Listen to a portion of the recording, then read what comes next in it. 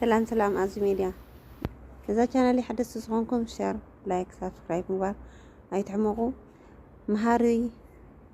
زانتها حيزلكم قربي يعني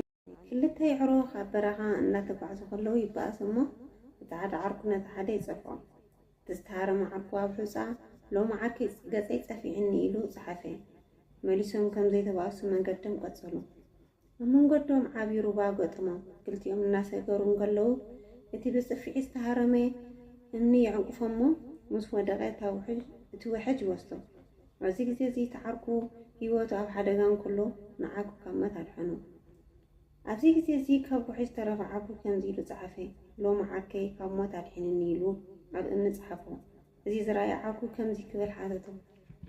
ንምንታይ ምስ ሃረምኩኻ ብዛ ምስ ኣድሓንኩኻ ከዓ ኣብ እምኒ ክጠፍእ ኣብ ዘይክእል ጽሒፍካዮ ኢሉ ሓተቶ እንታይ ምክንያት ብሎ የተዓርኩ በፍሽኽታ ብጥዑም ድምጺ ከምዚ ክብል መለሰሉ ሓደ ሰብ እንተበደለና ኣብ ናይ ፍቅርና ይቅሪታ ንፋስ ምእንቲ ቀጥፎ ኣብ ሕፃ ክንጽሕፎ ይግባእ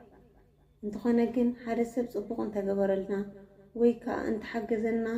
ኣብ ክጠፍእ ኣብ ዘይክእል ክንምዝግቦ ይግባእ ኢሉ መለሰሉ በቃ ትርጉም ዕርክነት ከምዚ እዩ እዚኣት ጉባኤ ኣትልዎ ዓርኩኹም ስደድሉ